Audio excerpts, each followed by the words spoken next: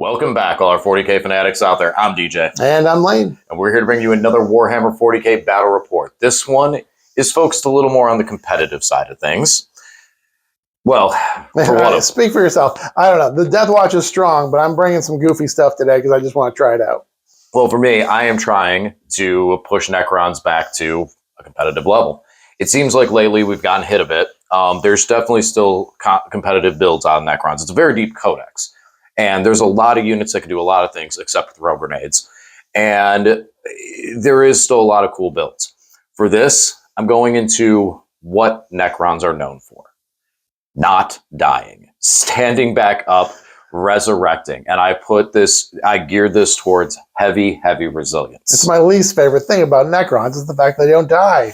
And Lane is playing kind of close. I mean, as much as you may say it, and you may say, oh, I don't know, I disagree strongly. Right now, one of the biggest things that Marines do is being able to leave the board and land wherever they want to play the game. And you are playing one of the armies that does it extremely well. Oh yeah, DeathWatch aren't bad. Obviously, they won LVO. It's a good codex. But today I'm running a Spectrus kill team, which is something I have not run at all in 10th edition because I think it's just too expensive for what it does. We're going to try it out. I played in a little RTT this past weekend, and the part that gave me challenges was I took a DeathWatch list that focused on all killing units, and it was tough for me to get on those objectives in the middle of the table. So what better way to do that than to put a big old unit that infiltrates and scout moves right in the middle of the table? Exactly. And what I'm doing is I'm just going to try and not die. My goal is to just put so much stuff in your face and make it that it is so resilient and so unable to be damaged that I can just survive out long enough to score points and be able to score secondaries as I draw them. And by the time you actually get through everything, the turn runs out and the game runs out. Now, I'm not expecting to, as many people have commented, I'm not expecting to table anyone realistically with this list. Right. But I do have some ridiculous amounts of resilience. So we'll have to see how all that plays out today. And honestly, we're already teasing it a bit. I do have a couple things I want to say after we talk about our list. Lane, talk about yours first. What do you got? All right, so if you want to hear us go into greater detail about these units, their abilities, their rules, the enhancements, and how we plan to use everything, please go check out our separate Army rundown videos where we go into full detail about that. But this is a quick rundown right now. So we today have 1,995 points of DeathWatch in the Black Spear Task Force Detachment. Characters, I do have 5 characters today. We have a Jump Pack Captain with the Tome of Ectoclades. We do have a Judicar. I'm giving him the Beacon Angelus, so his unit will be able to rapid ingress for free, and they also get Deep Strike. I am also taking a Watchmaster. I'm taking a Lieutenant in Phobos armor, and I decided to give him the Thief of Secrets. Don't at me, or do at me. Come talk to me about it. I want to hear what your opinions are. We're going to try the Lieutenant Phobos armor with the Thief of Secrets. And then I have an Inquisitor added on here. He's going to be joining the Indomitor kill team. For Battle Line, we have 2 DeathWatch veteran squads. I have loaded them with all close combat weapons, no shooting weapons today. We do have a Rhino to transport one of those squads around. We have 2 DeathWatch Terminator squads that have the 3 Cyclone missile launchers in them. We do have an Indomitor kill team with the aggressors with the bolters and grenades, the eradicators, and all those sweet DeathWatch bolt weapons. We do have 1 Talon Strike kill team with plasma and scepters, and we do have a Storm Speeder Thunderstrike, and I do have the Spectrus kill team with 3 Las Fusel Eliminators, 3 Infiltrators, and 4 of the Incursors. DJ, what is it that you are bringing today? All right, so for my Necron Awakened Dynasty, we have 2 Canoptic Reanimators, 6 Wraiths with Crypt Thralls, and a Technomancer. They're going to have the Veil of Darkness today. We also have a 10-man of Immortals, which have 2 Crypt Thralls, an Overlord with Translocation Shroud, and a Technomancer with the Nanoscarab Casket that gives them Stealth. Illuminator Xeris is making himself present, so he's going to be able to buff the Immortals, and he's very difficult to take down by himself. We also have a Scorpec Lord. He is going to have the 4-up Feel No Pain, as he's escorted by his 3 little Scorpec buddies. We have a 3-man squad of Scarabs, 5 Flayed Ones, 3 Ophidians, a Catacomb Command Barge with the Resurrection Orb and some close combat fighting abilities, a Hexmark Destroyer, And something that you don't traditionally see from me, a Transcendent Catan. His big old 295 points. People seem to love Catans, except for you. I know they do. My thing is, it's very difficult to spend 295 points on a model like that. It's a lot of points that go into one model. And for that matter, people will say, well, yeah, but you're putting a lot of points into a 10-man squad of Immortals that may not be able to survive as well. You know, I'm putting a lot of buffs in there. I'm able to give them stealth. I'm able to give them the armor reduction, the AP reduction, the AP increase. Usually when I run Xeris, I'm running like 3 squads of Immortals. Today I'm trying just 1. And if you notice, it's kind of a theme with a lot of units in my army. Other than the Canoptic Reanimators and the Technomancers, a lot of stuff I'm only running 1 of. Mm-hmm. 1 Flayed one Ophidian. And it's something that I've been discussing with a couple of buddies that are also Necron players, and just points being overspent in some of the action monkeys, as it were, and then they get destroyed. Lane and I were discussing this the other day. The point cost of 5 scouts versus 5 flayed ones. While the scouts are a little more expensive, the little is like 10 points, but they're 2 wounds apiece. And the flayed ones are only 1 wound. Now, flayed ones can reanimate, but that's saying that you don't just do 5 wounds and take them out. Right. So it's tough there. There's been a little bit of, I do appreciate the comments, the concerns, and the questions with the list. And I feel like there's a couple interests in like what I'm trying to do here with this today, because a lot of people have said they feel that I don't have enough damage output. And I feel the same way. I feel like there could be a little bit lacking on the damage output. Now, today I'm lucky that you don't have a lot of vehicles, so I can do decent into infantry. Yeah, and I don't have that many big, super hard-hitting units. I mean, DeathWatch still can kill, but it's not like I brought 2 of the Indomitors or 2 of the Talon Strikes. It's not that much. Everything can kind of hit decently, but it's not that much. Again, the Spectrus kill team is 200 points. With the character enhancement, it's 280 points for very little damage, just a little bit of board control. Yeah, so it's good that there's kind of that position we can kind of see. Because, I mean, if I do get swept with you turning the damage dial down and going, you know, like you said, you're sacrificing a bit of damage to be able to score points and play the game, which is important. Not even in just this matchup, but in general, to be able to do that and find that nice, fine balance that you're comfortable with for scoring points as well as eliminating threats on the table. If I get completely swept, then obviously my theory is completely wrong, and I erase the list and I erase everything. I erase this video. It never happens. This matchup never occurred. We were never here. No, it'll definitely be here. It's another win for the DeathWatch if that happen. But if I'm able to hold my own there, then we can start to look into some of the other questions and all this stuff I'm not even worried about, and looking into those, as people have said, what about the vehicle matchups? What about this stuff? If I can get past this roadblock today, then we'll start talking about things like custody vehicle lists and stuff like that. But number 1 is just getting past and getting the theory on the table. I have a lot of speed.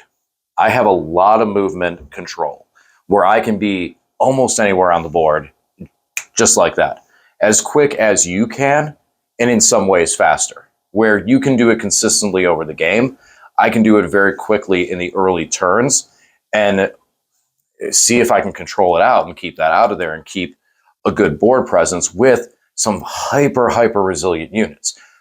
Even with the Immortals maybe not being as resilient as some, the Wraiths are very resilient. And the Transcendent Catan is super resilient in his own right.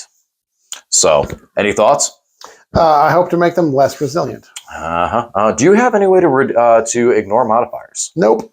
All right, so at least I get that today. Just tremendous volume of damage is how I ignore modifiers. Odd or even, sir? We're going with even. See, it tried. You all saw that. It was trying.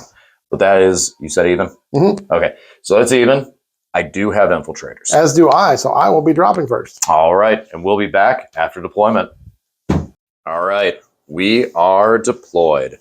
Lane, what are we doing here this evening? We are playing the glorious game of Warhammer 40,000. Our deployment today is Search and Destroy, so table quarters with that 9-inch radius bubble in the middle. Our mission rule is raise the banners. If at the end of my turn or DJ's turn, if we have a battle line unit that's on an objective, we get 1 point for that. So, and then you only do each objective one time. So it's a way to get a few extra points if you've got battle line units. And then our primary mission is Linchpin. This is the one where you get more points if you control your home deployment zone objective. So each objective on the table is worth 3 points. But if you control your deployment zone objective, each one outside your deployment zone is worth an extra 2 points. All right. So for deployment, I have a lot of like movement shenanigans, much like Lane does, so this is going to look kind of similar. So a lot of my stuff is just kind of back here, determining who goes first or second. I would love to go second, because then I can get the jump on Lane. I mean, Lane is in a similar position and would love to go second. But we also have a couple of things in motion to be able to go first, such as the Wraiths. Put one out here. We have 2 Crypt Thralls behind, just so he is legally in coherency. And if Lane tries to do something to shoot at him, it actually could backfire where I could end up then reanimating up and getting very, very close to the center. Otherwise, we're just kind of in position to move forward and move into the other turns. We have the Scorpex ready to take position after the Immortals move forward. Now, mind you, it looks like there's a big hole here, but that's just because lack terrain. That hole is not there. It is actually invisible. We'll say the hole happens later on in the battle as my Necrons go Kool-Aid Manning through the wall. Because as you know, as Lane does not have a hole on his side. But that's kind of it. Everything else is like just kind of hanging out. Like I can advance the Catan and end up somewhere else. I can pick the Ophidians up and end up somewhere else. Even the Wraiths have the Veil, so they could technically just pick up and end up somewhere else. And then the Flayed ones are just helping to hold this objective, so we at least are holding that outside objective for the turn 1, which is their job. Lane, what are you doing? So, well, do you have anything in Deep Strike? I do. I have a Hexmark Destroyer, and then I also have 1 Reanimator that is in Strategic. Okay. So for me, in Deep Strike, I do have the 2 Terminator squads. I got to throw out my teleport homers here in a second.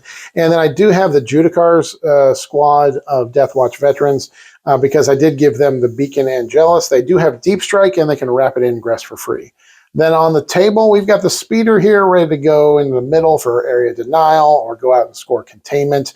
We do have the Spectrus kill team that does still have a 6-inch scout move, but they're there ready to step out, do a little shooting if anything presents itself, but otherwise just hold on to that objective, score some points. And then inside the building, we do have our Indominator kill team joined by the Inquisitor as played by my favorite model, Uriah Jacobus.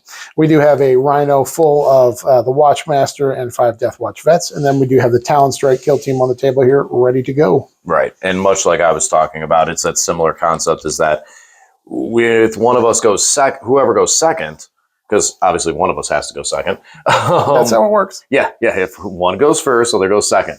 Then one of us is able to take advantage of the fact of being able to drop in on turn 1 and pick units up on turn 1. So that is a big advantage. What for me, I have a little bit of a play moving into center, and we don't really talk about this much. What kind of do you have in thoughts of if you go first? What do you do? Well, if I go first, I'm just positioned to get in the middle to score, secondaries. If we get an area denial, we got containment. I'm ready to score a couple of those. So I'm ready for that. I do want to prefer to go second, but I don't mind staging if I go first because I can put my Rhino with the Watchmaster guys up in here and just ready to go forward. Right on. And like I said, for me, it's really just the Wraiths. I can move a couple of things in position, like I said, with the Transcendent Catan being able to advance and end up somewhere else. It gives me kind of that similar thing is like I can stage and get him in position ready for another turn. And then I don't necessarily have to use the Veil on the race. So I can get in the center and possibly score something like an area denial or, our beautiful 2-hit combo of secure no man's land and engage on all front. Or what is it?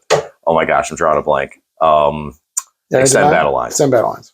So, all right, let's see what the dice decide. 4s. So, okay, I guess neither one of us is going second. No decision made yet. That'll be me. Oh, so Lane will be going first, Necron second. So we will, do you have any scout moves? Yeah, those guys can scout move. Are they going to scout move? I don't know, maybe. Give me 5 seconds to think about it. All right, well, we'll actually tie that into your first turn, and we'll talk about what they scout move. And then it's time to play the game. After pulling several secondaries that I could cycle back in if I pulled them first in the first battle round, I end up with no prisoners, extend battle line. One of those is pretty easy. One of those will not be happening because we're not doing any shooting or anything this turn. No point in shooting anything at these wraiths. I could have tried to get a couple of last fusel shots down here into these wraiths, but again, I don't have the Instigator Bolt Carbine in the Spectre's kill team, so I just have the Phobos Lieutenant's D6 move after shooting. So if I roll a 1, my guys would be stuck out there and get shot. So we're not going to risk it. If we kill 1 Wraith, we kill 0 Wraiths, so it doesn't make any sense for us to put any effort into that. So we just push the Rhino up here to stage those guys. Move the Speeder back here onto the objective, so I can uppy downy both of these units and still hold on to this objective for primary scoring purposes. And we score extend battle lines. Pretty quick little first turn. On to DJ. So for this turn, I didn't quite see the same, I saw quite the same luck. Just unlike some people, I can't shuffle 19 cards out of an 18-card deck until I get the 20th card that I want. I get stuck with no prisoners and recover assets. So all we did for this entire turn was just kind of shimmy. I got the Immortals to the side, kept them far enough away so the little DeathWatch kill team can't advance and charge into me. Don't really like that. And then just kind of positioned everyone else to zone out the backfield for deep strikes and protection, and moved the Reanimator and got the Wraiths touching the center objective. So we're trying to score some points there, holding that if that becomes applicable. Move the Catan into a better position, and then brought the Ophidians down to recover assets back here while the Flayed ones went up to screen. So that's all. We're just going to try and recover assets with 2 units, Scarabs being the other one since they're near a Cryptek with Xeris. And yeah, that's going to be it. For me, I think I'm actually going to pitch no prisoners for the extra command point and go into Lane's turn 2. So I kept no prisoners from last turn and picked up containment. So I'll need to contain. I'll really probably just contain with this squad here. I scooped them over so they're within 9 inches of that table edge. Not really in a good position to contain somewhere else. So you always want to get a 6 on containment, but I think we'll just be getting a 3. And then we still have that no prisoners, so we got to kill things. Hopefully we pick these chumps up here. And then we're going to put a whole lot of heat on these wraiths here. We moved up the Watchmaster squad to do some work here. We've got the Indomitor kill team ready to do some shooting. We've got the Talon Strike ready to do some shooting into these guys here. We got Terminators ready to do some shooting. We did pop Sustained for the turn. And then, of course, we did Oath, the Wraiths, surprise, surprise. Didn't do the Tome of Ectoclades yet. Just going for the Sustained. So let's do a little shooting and see what happens. So these brave little Deathwatch Terminators were able to pick up the guys with the skin on them. What are they? They are Flayed ones. Flayed ones. We got the Flayed ones. I was tempted to do my anti-infantry 2-up, but we were able to do it by just firing the frag missiles. I rolled kind of hot in my number of frag shots with the Cyclones. They are stealth, so I did miss. I rolled a lot of 3s in there, but we had Sustained going on. We're able to pick them up. And then the Indomitor shot the Wraiths in the middle. I went anti-infantry 2-up for them. And I did not get the CP back from the Inquisitor, but went anti-infantry 2-up, did a lot of damage. And then I spent 1 to extend the range of the Inceptor squad, the Talon Strike squad's shots, to get all their shots in here. We were able to exactly pick up the squad. The character is still there. He has Veil of Darkness, so he can boop around the table a little bit. But we did pick up the Wraiths and the Crypto Thralls. And in between the 2 activations I had, DJ did use his stratagem to do some reanimating and brought back 4 wounds. But Deathwatch shoot real hard. Again, it did come right down to the last wound to pick up that last Wraith. And then I rolled 0 1s on my overcharge for that unit. So we're good. The left these Terminators with nothing to shoot at. Oh, I guess my Watchmaster could go for a charge in here if we want to try to mess with something. Yeah, so we'll see about doing that. And then the Talon Strike could do a charge over there as well. So I'm going to roll a couple charges, see if we go anywhere. All right, so the Watchmaster and his Deathwatch vets made the charge in here.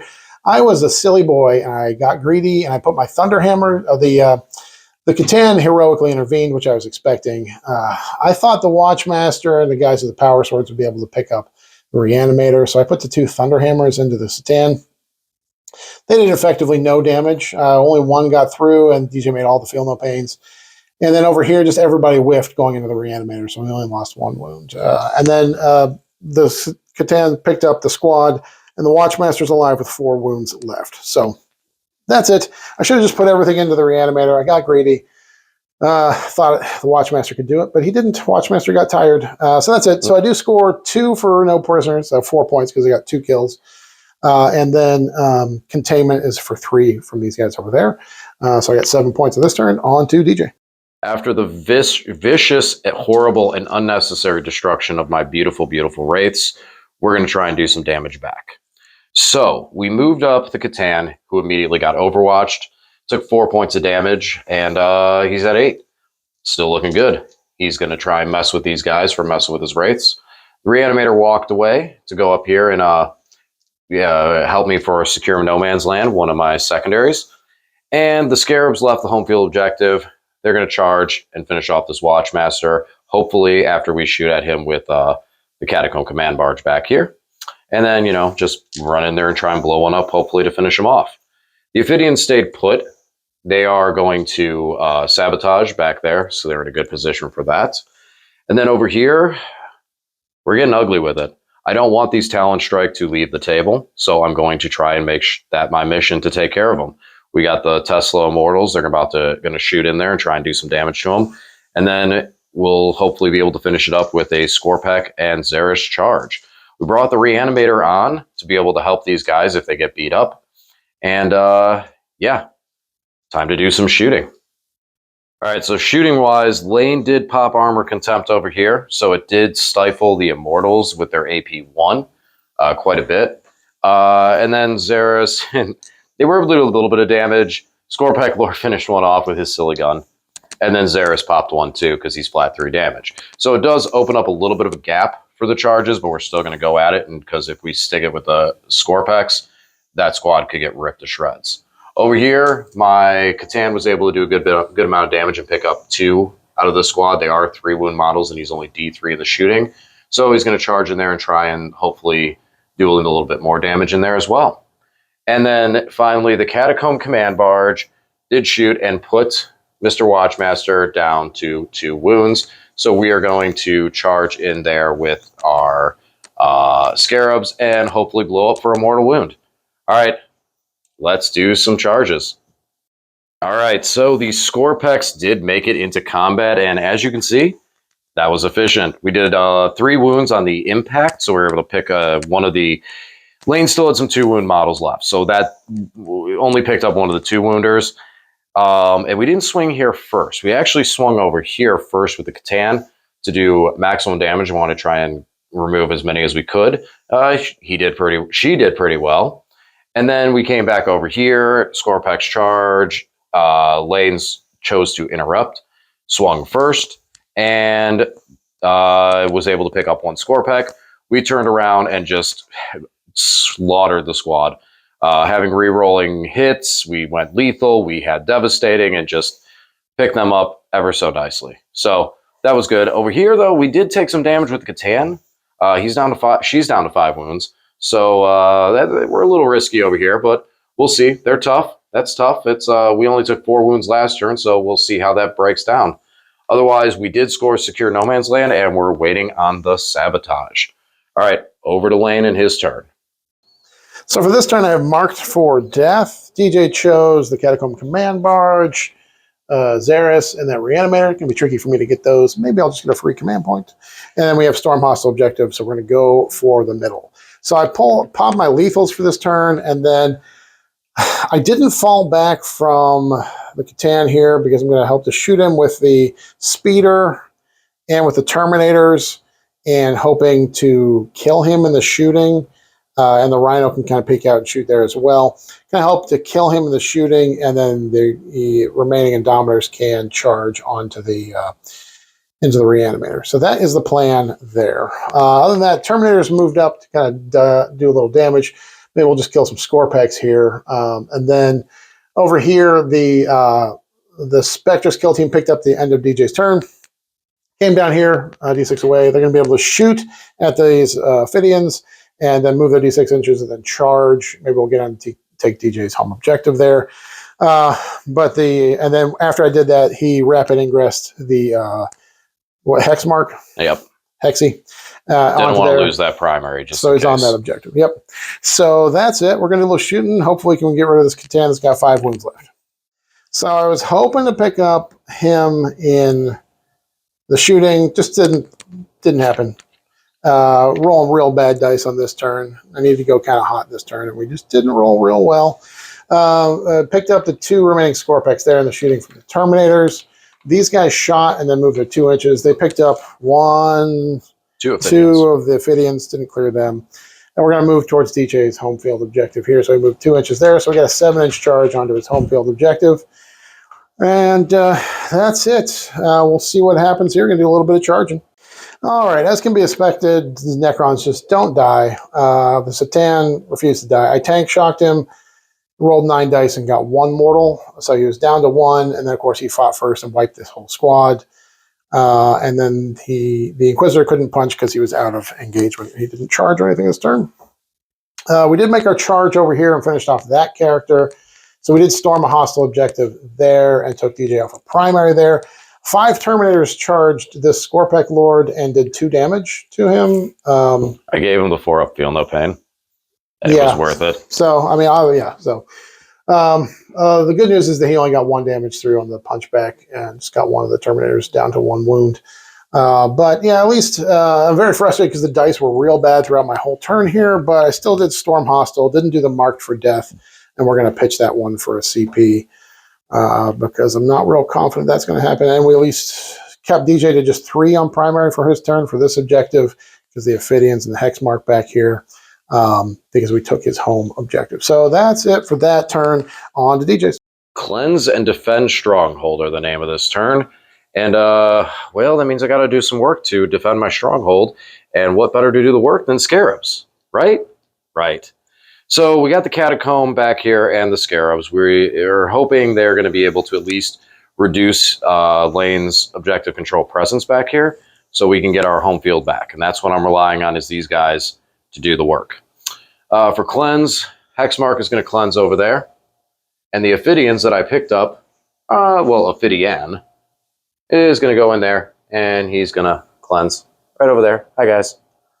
As far as everything else, we are going to try to save our Scorpec Lord so he doesn't get beat up too bad when charging in with some Immortals. And we got some position to shoot at the plane. The Catan is not in combat with the squad. He's probably going to shoot the Inquisitor to try and finish him off. And then we'll see what goes on with the plane and what we can do here and see if we can't remove that before this 5-man Terminator that's pretty angry at me comes over and just punches him in the face. Or shoots him with missiles, whatever they choose. Xeris is also lined up, so we do have some firepower that we're going to put in to this plane and see if we can't do some damage. All right, let's do some shooting. So we did some shooting. We got the plane down to 2 wounds. It's kind of interesting. I can let it punch me. Although I don't think it'll take out the Catan, so I think the Catan can finish it off. Or I can just charge a Reanimator in there and tank shock it. But I think we're going to save the tank shock over here, where we charge the Catacomb in. He was able to pick up 2 of these Marines, so I think we need to put a little more oomph in over here to make sure that we can, like I said, get that objective control value down so we can take everything over here. Otherwise, these guys did a good amount of damage to the plane. I did do the free rerolls to hit because they're led by a character, so we were able to do that, plus the reroll wounds. Really was able to leave a dent on the speeder. And now we're going to do some charges. We're going to bring these guys into the Terminators to try to help out and bring some stuff in over here to try and get our home field objective back. We charged in. It didn't quite go like we were hoping. Scarab's still too soft. I kind of was concerned that I wasn't dedicating as much back here for the defense stronghold. And, you know, the primary missions, I probably should have brought a little more back there, but we'll fix that. We'll fix that next turn. Over here, everybody who charged in, we were able to get the Terminators down to just these 2 Cyclone missile launchers here. Got those storm shields out of there. Xeris, however, was not able to get into combat after the Immortals hit. Because of his ridiculously big base. So he went over here and poked the plane out of the sky. So that is it for my turn. I did get 4 on Cleanse, and just pitch Defense Stronghold for a command point. So we're going to kick it over to Lane and see what his how he answers back. So for this turn, we've got Bring It Down and Overwhelming Force. I guess we got to kill this Reanimator, so he's got to be a big priority for us. So we're going to go in there and try to kill him. This Catan's got 2 wounds left, but it doesn't really matter. They're just about impossible to actually hurt. So I'm going to try and pick him up in shooting and then pick him up in punching. So yeah, we'll see what happens here. Then I auto-passed these guys over here, and they fell back just so I didn't lose anybody in combat. And then I shut off DJ controlling that for the next turn. So I got 5 guys right there. He's OC4, so I control that objective. So I got 8 on primary for controlling that one and my home objective. Now we're just going to see if these Terminators can pick up both the Reanimator and the Catan. So we rolled the shooting and the fighting into 1 here. The Terminator successfully shot away the thing. Reanimator. And then we charged in, and hilariously, the Rhino did put 1 wound off of the Satan, which was important. Got him down to 1 wound, and then the Terminators charged in. Saris heroic in here. Terminators finished off the Satan. Saris picked up 1 of the Terminators. Over here, they picked up both remaining Terminators there and consolidated onto the objective. That's the end of my turn. I get 4 points for Bring It Down because I did pick up 2 vehicles or monsters here in the middle, and the Reanimator's on the objective, so I got 3 points for that for Overwhelming Force. And then we keep DJ 2. He's got this one and that one, so he'll get 6 on primaries because I still control his home field objective. On to his turn. For this turn, it's Overwhelming Force and Assassinate. So the only units on objectives are the Terminators and the squad here that I care about. And as far as Assassinate, there's the only character. So we advanced the Immortals up here. As you can see, we got a couple of them that are going to clear the ruins. So we're only going to get like these 4, the Crypt Thrall and the Techno, which would be only the Immortals because of the assault weapons. They'll be able to shoot, so hopefully that'll put a little bit of heat on these guys. And then the Catacomb is going to continue doing what he does to try to finish them off. Over here, the Scorepack Lord is enjoying fighting Terminators, so he's coming over here to continue fighting Terminators. He's going to join Xeris into this combat. And lastly, we just advanced the Reanimator over here to tag this objective so that if we ever do fail the Battle Shock with the Ophidian, because the whole plan on leaving the Ophidian here and leaving him on the table and having the Immortals there was to get another Ophidian back, and I rolled a 1 for reanimation, so we didn't get the Ophidian back. All right, well, let's do some shooting. Hey, we cleared our home of these pesky, pesky Marines. So shooting-wise, we did a little bit of damage, which is what I was hoping for, just, pick up 1 or 2, and we got, I think, 1 or 2. Then we charged in, tank shocked. We're able to clear the actual Marines, leaving just the character, which knocked away the 6-up Feel No Pain. And then the Overlord did finish off the character, or the Catacomb did finish off the character for my assassination kill. Now we still had Overwhelming Force, and that actually gave us Overwhelming Force 2. And then over here, Scorepack Lord charged in. Man, he got punched back. He's down to 1 wound right now, even with the Feel No Pain.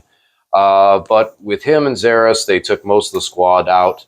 And we're down to just this 1 Terminator with 2 wounds remaining. So that's going to be the end of my turn. We did get Overwhelming Force and Assassinate. We're going to kick it over to Lane. So I pulled a couple objectives, and I can't do either of them, so I spent a CP to pull 1 more. Nothing I can do there. I only have this Rhino left, and then there was 1 Terminator left. So I just get 3 points on primary. Don't score any secondaries last turn here. My Terminator died. And combat, that's it. That's my whole turn. On to DJ. So for my last turn, I picked up Engage on all fronts and Extend Battle Lines. So we're already set for Extend Battle Lines, and we just chose to put the Ophidian right over here to give us our last piece for Engage on all fronts. Could have tried to push with the Scorepack Lord, but honestly, the distance between that and charging the Rhino, and I don't see us making it over there. So we'll just hang out with our good buddy Xeris at center field. We kicked these Terminators off of that point and gave us a final score. Necrons 76 to a DeathWatch 60. So the resilience was there for a lot of things. We'll talk about that more in the post game. And we were able to get some damage output. You know, there's a lot of random AP3 that did help out. And yeah. All right, guys. Well, as always, thanks for watching, and we'll talk to you again soon.